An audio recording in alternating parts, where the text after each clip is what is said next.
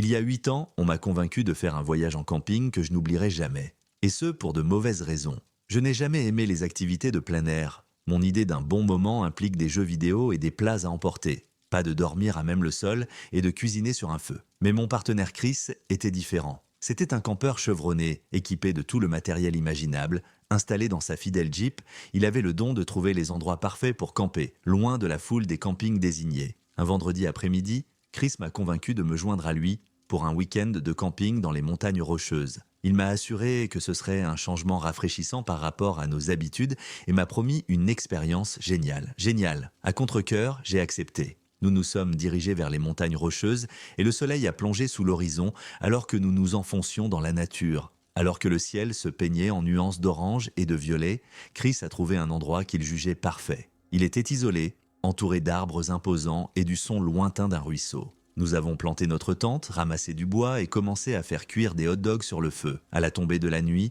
les sons de la forêt se sont animés autour de nous. Le crépitement du feu était réconfortant et pendant un moment, j'ai commencé à comprendre pourquoi Chris aimait tant le camping.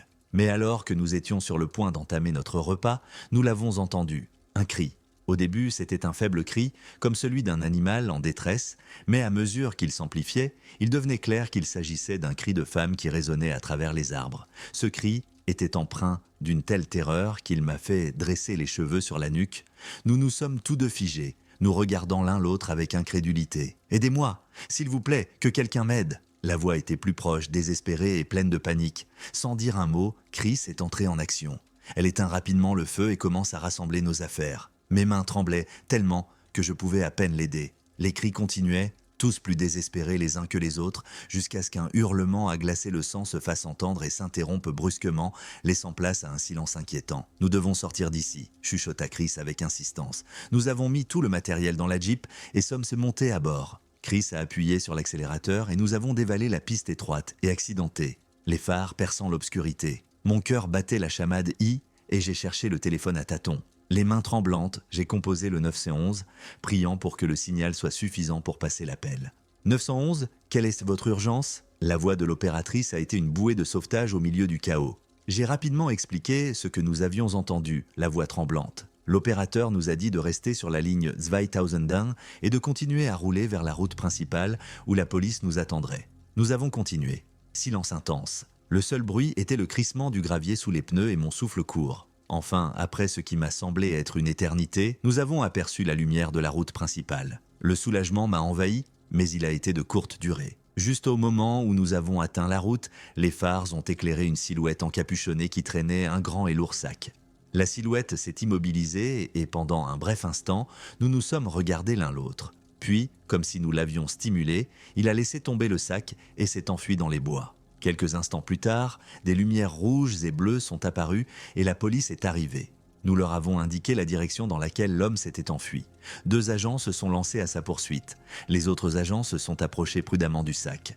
Mon estomac s'est retourné lorsqu'ils ont ouvert le sac et découvert les restes d'une jeune femme, identifiée plus tard comme une voisine de 21 ans dont la disparition avait été signalée plus tôt dans la semaine. Les heures qui ont suivi ont été un tourbillon de questions et de déclarations. La police nous a remerciés de l'avoir appelé et d'avoir pu appréhender un individu dangereux. Ils ont pris note de nos informations et nous ont assuré qu'ils feraient tout ce qui est en leur pouvoir pour attraper cet homme. Alors que nous rentrions chez nous, en silence, le poids de ce dont nous avions été témoins nous a envahis.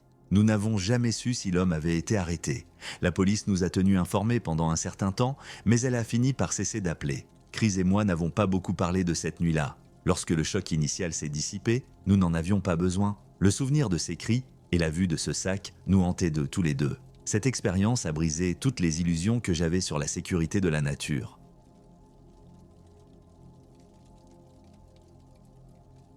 L'été dernier, mon père et moi avons décidé d'aller camper pendant un week-end. J'avais 15 ans et le temps était parfait. Ciel dégagé, journée chaude et nuit fraîche. Nous avons choisi une forêt familière, un endroit où nous avions déjà campé de nombreuses fois. Il y avait une belle rivière et quelques-uns des meilleurs endroits pour camper. Et surtout, nous étions toujours les seuls à y camper. Nous sommes arrivés tôt le samedi matin. Nous avons monté les tentes, ramassé du bois et passé la journée à pêcher et à faire de la randonnée. C'était l'escapade parfaite entre un père et son fils.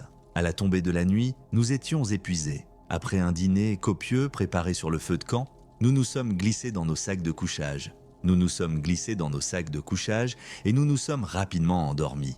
À environ 1 heure du matin, je me suis réveillé avec l'envie d'aller aux toilettes. Le camp était sombre, le feu réduit à des braises. J'ai jeté un coup d'œil à la tente de mon père et j'ai remarqué qu'il était complètement couvert. Même le visage, cela me paraissait étrange, mais je devinais qu'il essayait simplement de se réchauffer en silence.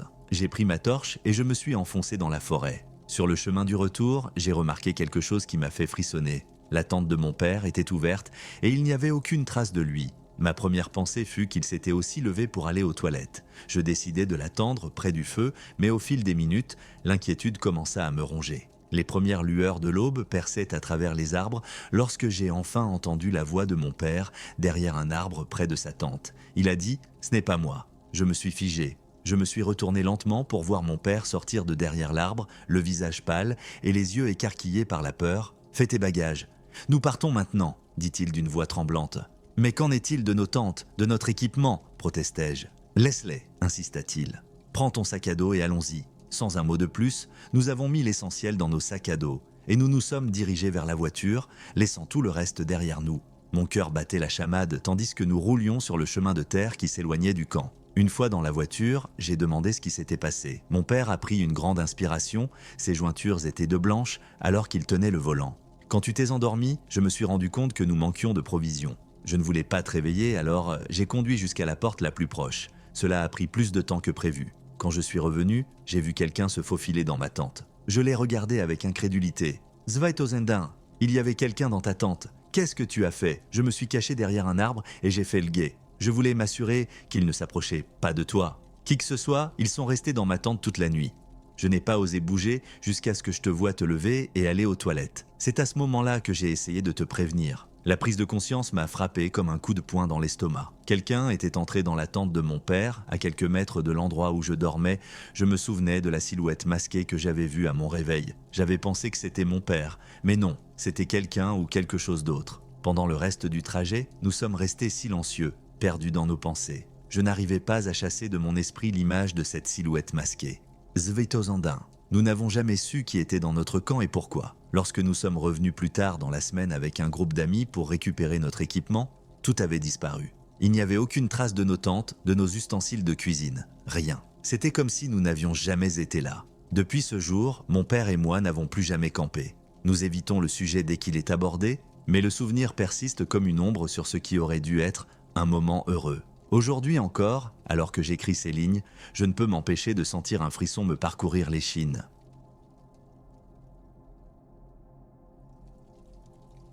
C'est par une matinée fraîche que mon ami Jack et moi avons décidé de nous promener sur le vieux chemin forestier qui mène au village voisin.